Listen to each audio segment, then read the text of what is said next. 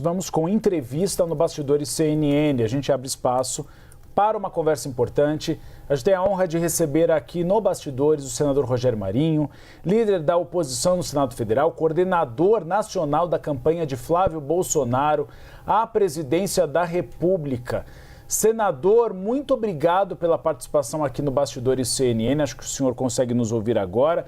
Gostaria de começar perguntando ao senhor o tema que tem amedrontado boa parte de Brasília.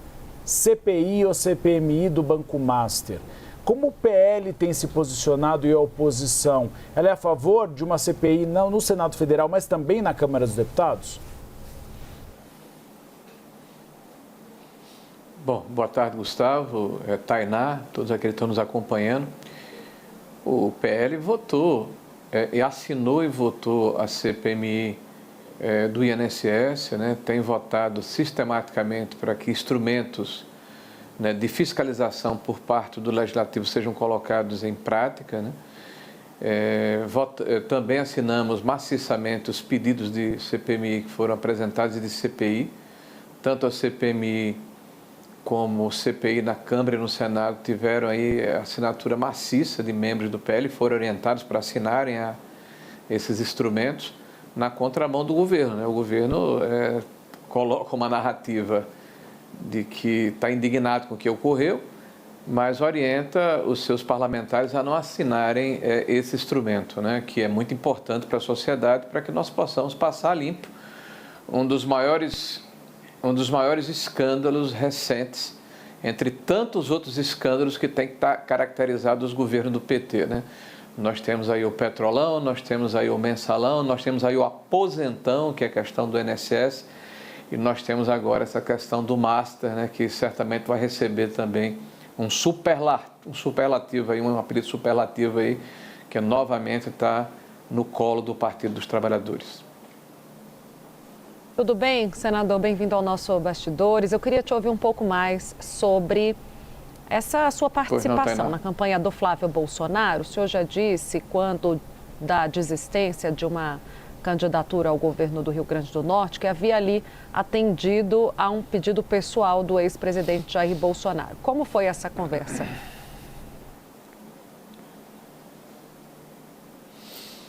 Bom, Tainá, eu estive com o presidente Bolsonaro desde o primeiro momento após o resultado do pleito próximo passado, 31 de outubro, se eu não estou enganado, do ano passado, né, quando começamos a discutir a possibilidade de sermos candidatos, naquela oportunidade, à presidência do Congresso Nacional.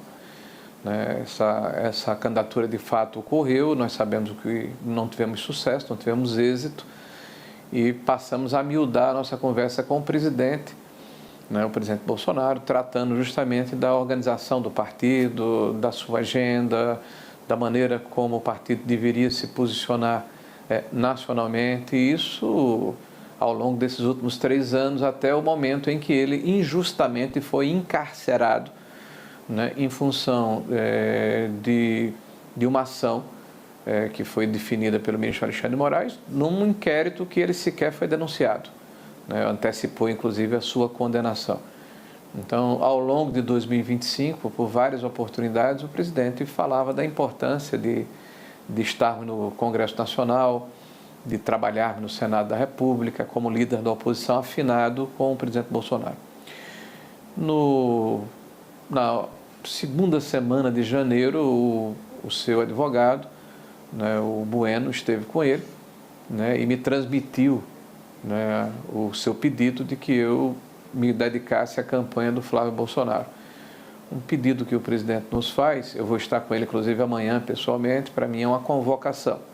Né? Eu acredito que o presidente Bolsonaro, por ser a maior liderança da direita conservadora no Brasil, alguém que fez um trabalho extraordinário como presidente da República, né, que deixou, né, um legado extraordinário, merece da nossa parte gratidão, consideração, lealdade e, sobretudo, reconhecimento.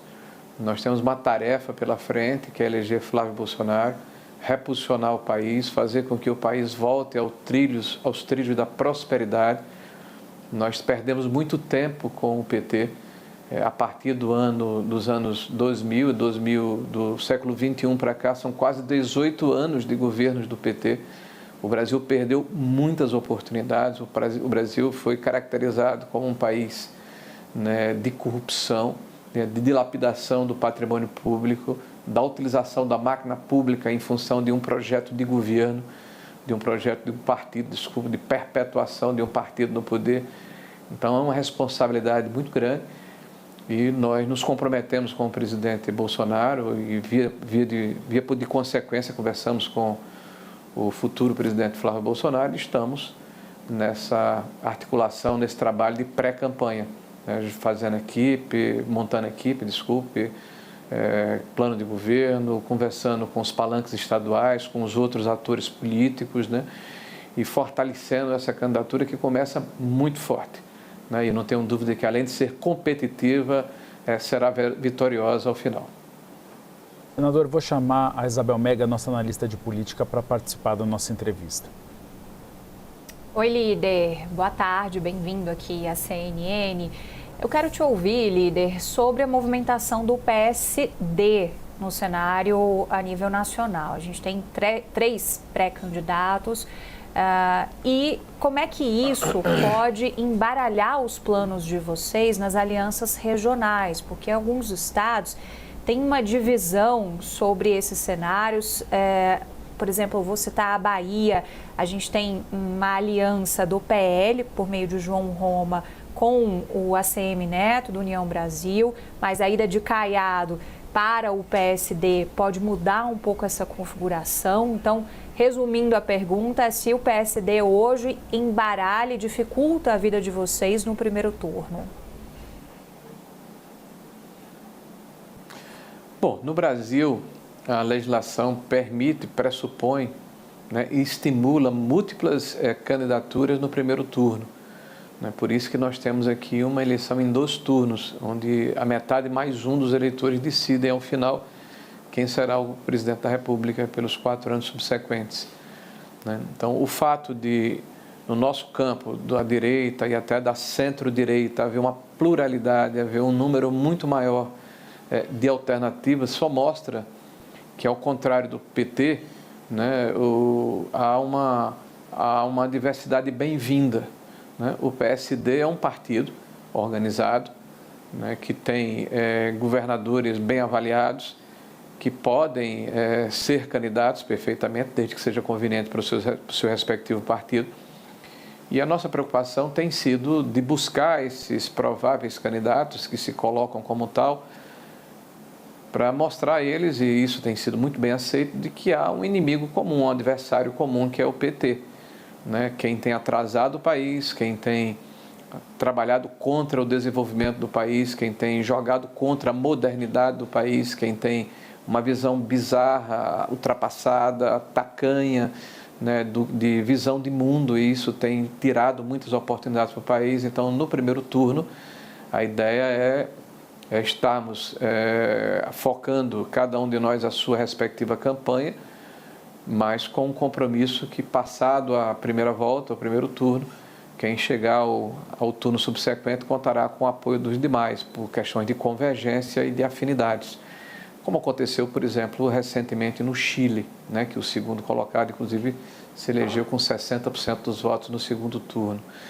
Em relação especificamente à Bahia e outros estados da federação, nós vamos compreender as especificidades locais. Estamos conversando com uma série de parceiros que necessariamente não fazem parte do PL, que é o maior partido do Brasil hoje, que tem candidaturas majoritárias em todas as unidades da federação, os estados e o Distrito Federal, ou para o governo ou para o Senado da República. E na hora em que nós não tivermos a oportunidade de termos um governador afinado, um candidato a governador afinado, com a nossa candidatura no primeiro turno, certamente nós teremos um senador que é uma candidatura majoritária. A exemplo do que ocorreu no meu Rio Grande do Norte. Eu me elegi senador, o nosso candidato ao governo, que apoiava, só entrou na campanha do presidente Bolsonaro naquela época, faltando 20 ou 30 dias para a campanha. E no Rio Grande do Norte nós tivemos uma performance ao final que talvez tenha sido a melhor do Nordeste, 35% dos votos. Então é importante nós termos alguma candidatura majoritária, é isso que a gente está construindo, vamos fazer as concessões que forem necessárias serem feitas, vamos transigir, vamos negociar, sem perder a nossa essência, ou seja, defender o que é importante para a direita conservadora, mas ao mesmo tempo ter a capacidade de negociar, né, de fazer eventualmente concessões para ganharmos a presidência da República e termos uma presença majoritária no Congresso Nacional, tanto no Senado como na Câmara dos Deputados. Senador, o senhor explicou que a tendência, então, é que o campo do centro e da direita se unam em eventual segundo turno. O senhor acredita em um pacto de não agressão no primeiro turno? Isso já foi discutido? Ou o senhor considera natural que não haja agressão entre esses nomes de oposição a Lula? Nós temos um adversário comum, né? Quem tem um DNA da corrupção, do aparelhamento da máquina pública, né? de tratar o Estado como inimigo de quem empreende, de quem edifica, de quem gera emprego e renda, né? De quem está na contramão da história com alianças espúrias, né? Com apenas o viés ideológico no campo internacional, com alinhamento com ditaduras, quem tem uma visão relativa e seletiva do que é democracia, do que é liberdade de expressão. Então, é um adversário a ser batido pelo bem do Brasil. Então, naturalmente, eu não tenho dúvida que isso vai ocorrer, né? Nós temos um adversário comum que precisa ser substituído e a democracia vai nos proporcionar isso, vai nos propiciar isso, né? Por alguém que tem uma visão de progresso, de integração, de liberdade, de tratar a questão da proficiência, da qualidade,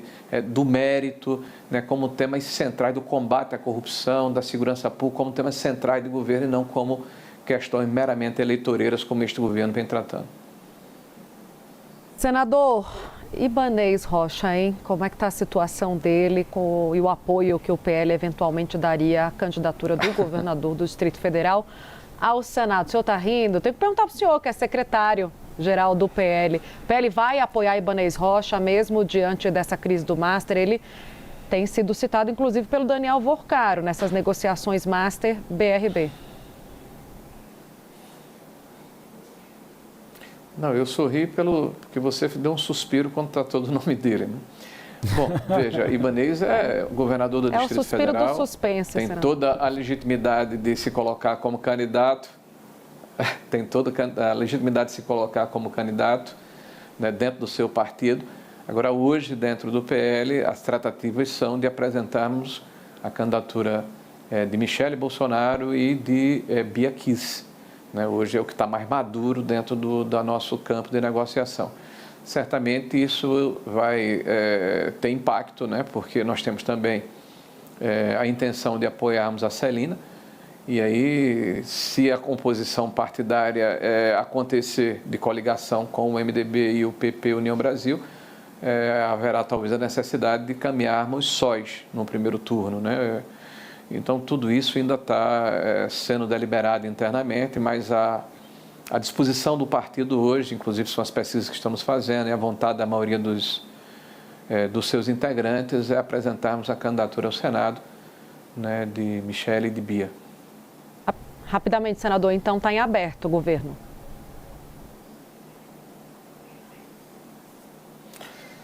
Vai depender muito dessa questão de composição, né? Porque para a Celina receber o nosso apoio formal, se houver a necessidade de uma coligação, vai ficar difícil, porque uma coligação, me parece, não pode apresentar 3 candidatos ao Senado, se eu não estou enganado pela legislação, né? Então, isso tem que ser trabalhado, tratado, e vamos oportunamente tomar essa decisão. Mas o apoio à Celina, inclusive, é o que já está pré-acordado. Tá. Isabel Mega, Isabel Mega, pode fazer mais uma pergunta.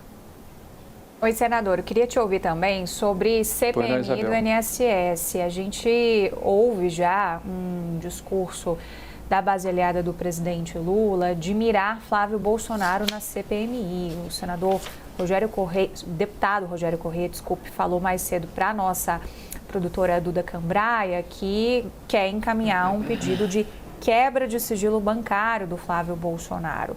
Queria ouvir qual é a reação de vocês em relação a essas tratativas na CPMI. Olha, a cortina de fumaça e hipocrisia, né? O Rogério Corrêa, inclusive, há 2 dias atrás, ele publicou nas redes sociais uma foto montada por inteligência artificial com o Vorcaro, o Bolsonaro e o Roberto Campos, né? Então, um deputado que não se dá o respeito, né? Porque fala o tempo todo contra fake news e pratica, né? Faço o que eu digo, não faço o que eu faço. O PT se notabilizou nesses últimos 90 dias em ser desmascarado todos os dias na CPMI.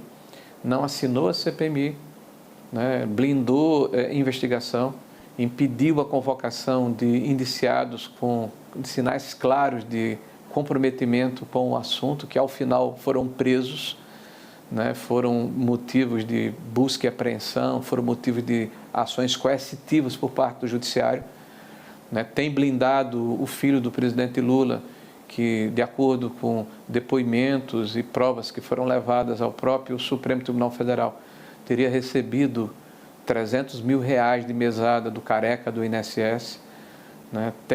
Tem tentado proteger a cúpula e a estrutura do INSS com cargos relevantes que foram colocados no INSS pelo PT, e historicamente tem ligação, quando estiveram na CPMI, disseram publicamente que eram progressistas, trataram Dilma como presidenta, né? São pessoas, inclusive, que estão presas hoje, como o procurador do INSS, como o ex-presidente do INSS, o Stefanuto, o Vigílio, né? O ex-diretor de benefícios, o André Fontelli, se eu não estou enganado, não desculpe no sobrenome dele, mas o André alguma coisa, né? Então, o que o Rogério Corrêa tem feito é um trabalho divisionista, né? Ele alega que a administradora que ganha um salário mínimo, né? Porque o Flávio Bolsonaro, ele é pessoa politicamente exposta, não pode ser a gerente da sua empresa. Então, a pessoa que foi indicada por um contador que tem milhares de clientes, e por acaso um deles é o careca do INSS. Tá? E essa pessoa ganha um salário mínimo por mês. Isso é indício para se quebrar o sigilo de Flávio Bolsonaro. Mas a afirmação de que o filho do Lula recebe R$300 mil, ninguém pode nem convidá-lo para participar da CPMI para dar explicações. Nós vamos ter dias muito, eu diria, intrigantes e vívidos na nossa CPMI, né? Porque nós queremos saber, por exemplo, né, o início do Banco Master, né, com Augusto Lima, né, o fato de que, né, isso tudo começa ainda com o atual ministro da Casa Civil, o senhor, né, o nome do ministro da Casa Civil foi o governador da Bahia? Rui Costa, né, que vende um projeto de cesta básica ao Augusto Lima. Um mês depois isso é transformado num crédito consignado, em seguida se dá 30% de limite, isso sobe para 75%, isso vira um negócio fantástico. Quem comprou por 15 milhões vende por 30%, 50%, 2 meses depois. Por passe de mágica, o líder do governo consegue, apenas com uma palavra, empregar o ex-ministro da Fazenda do governo de Lula, o Manteiga, por R$1 milhão por mês. Olha que esse cara deve ser excepcional. Ele quebrou o Brasil, foi quebrado também o Banco Master, eu acredito. R$1 milhão por mês por apenas uma palavra do líder do governo. Recebe um emprego num banco de terceira linha de R$1 milhão. E o ex-ministro do STF, que por acaso depois transformou-se em ministro da Justiça do governo de Lula, também pela palavra do PT da Bahia, recebe um mimo de R$350 mil por mês, né, de uma consultoria. E quando se transforma em ministro, ele transfere isso para o seu filho, né? E o seu filho, inclusive, que era um dos advogados de 2 ou 3 dessas associações que fraudaram e roubaram os aposentados da Previdência, e que ele, ministro Ricardo Lewandowski, afirmou na ocasião que, apesar dele coordenar as investigações, porque é o chefe da Polícia Federal, não configurava conflito de interesse. Então, eu não tenho dúvida que esse debate vai ser muito interessante, né? A prática do PT é essa.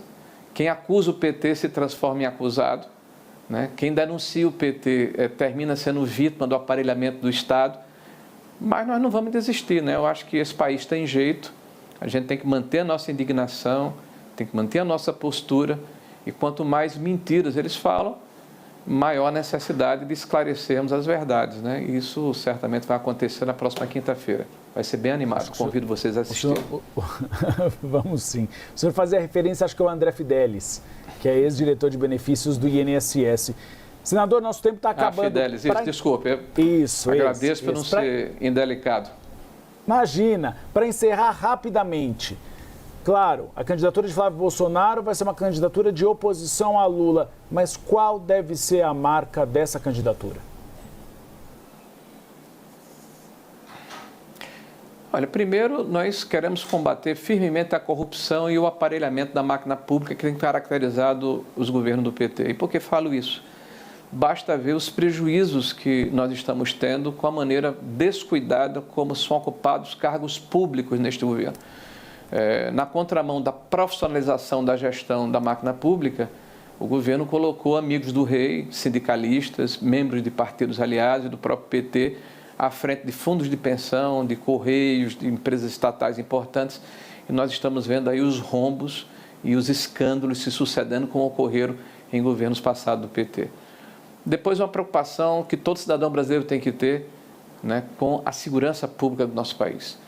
Nós repudiamos veementemente essa cumplicidade, essa glamorização do crime que é feita pelo PT e pelo presidente Lula, né, que afirma, por exemplo, que traficante é vítima de usuário, que um ladrão de celular não tem que ser preso porque ele é vítima da sociedade, que tem um ministro da Justiça que comemora o fato de que mais de 50% das pessoas que são presas pela polícia são soltas em audiência de custódia.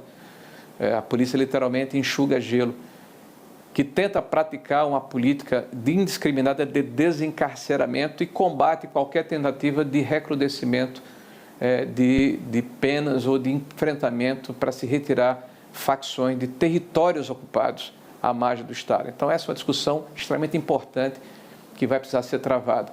A outra questão da responsabilidade fiscal.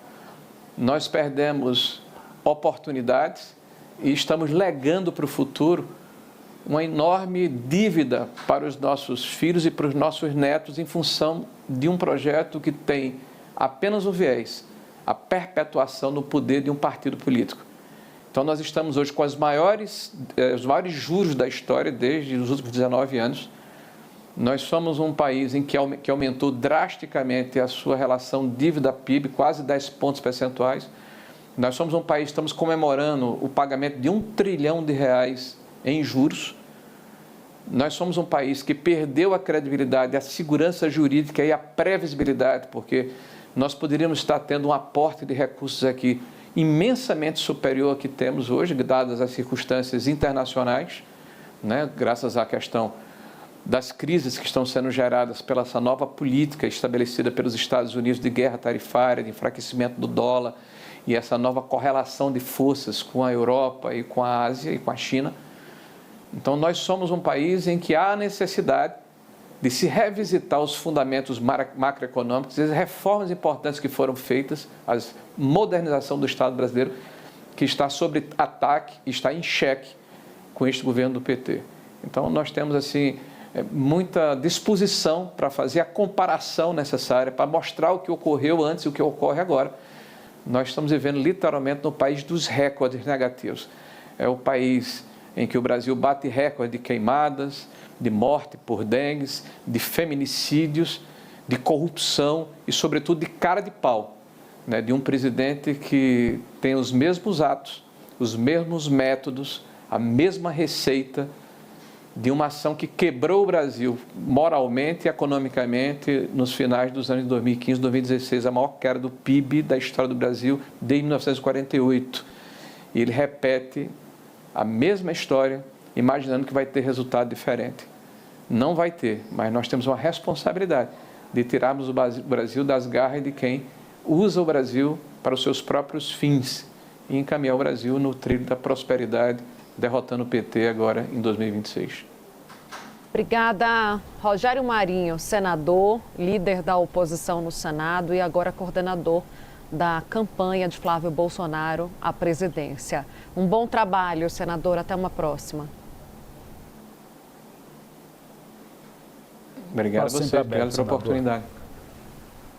Espaço sempre aberto para o senhor.